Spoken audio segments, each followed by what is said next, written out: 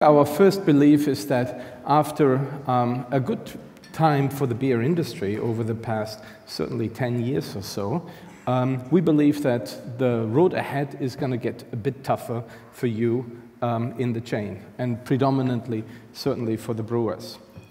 We believe that the time of big volume consolidation is over and that the competition is heating up in different parts of the market again.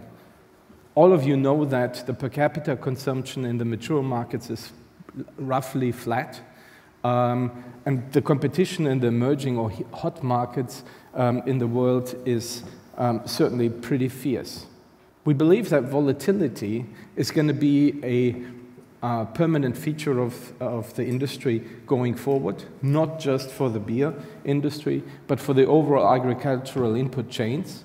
So all the stresses that you have seen in the past 3-5 years through high input prices will be a permanent feature of the industry from our perspective, despite the fact that we currently all enjoy a respite from that in lower oil prices and lower grain prices, as we currently see it.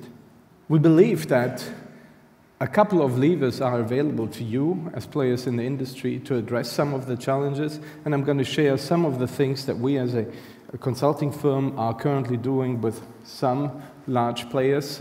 The world is roughly divided in pretty large segments of areas where the dominant players have, over the past 10-15 years, driven a large wave of consolidation, and with that wave of consolidation have achieved economies of scale, size economies, and have converted that obviously into cost advantages and into higher profitability.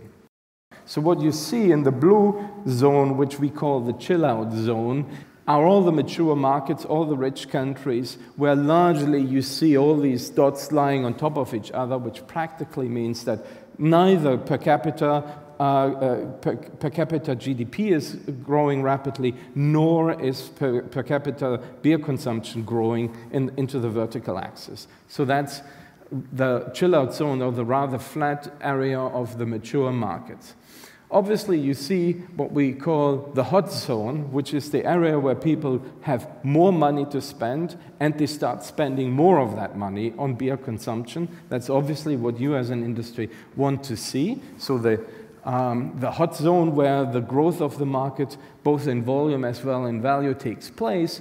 And then you see a couple of other countries here depicted, like Indonesia, China, and India, where per capita GDP is actually increasing, but it hasn't taken off into being converted into beer consumption in per capita. The third trend that we see is obviously the ongoing fragmentation and segmentation, predominantly, as I said, in the mature markets, into premium and craft brands. What can you do as an industry if you look at the trends? The strategic trends, there's probably some strategic levers that you can play. There is still growth in some of the markets. There's volatility on both sides of the chain. Here are some ideas that we have and that we've tried and tested with some of you, with some other players in other industries, that seem to be our first suggestion how you could remedy and get yourself ready for what's coming in the future, or how to address these opportunities and challenges that you have. The first point is innovation. The second point is being absolutely clear what game you're playing. The third one is managing the complexity that is coming from some of the trends, but probably also from the innovation opportunity and strategy in your markets.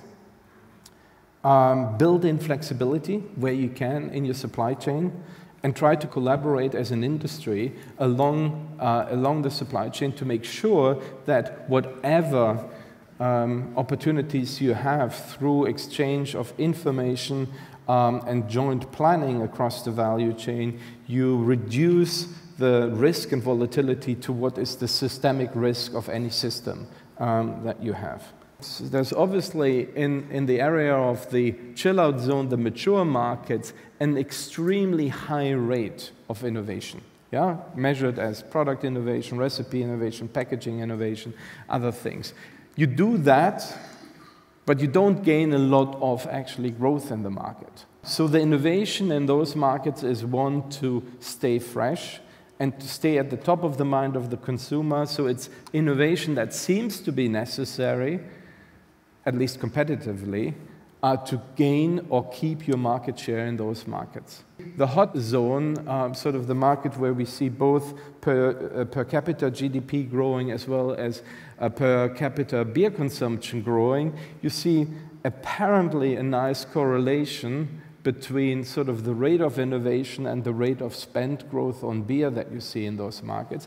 Innovation is certainly going to be a key factor. Innovation with a twist requires you to be absolutely clear with what target objective in which market you're trying to innovate and how you do that at the most cost-effective basis, and in a way that you don't put complexity into your system and into your supply chain.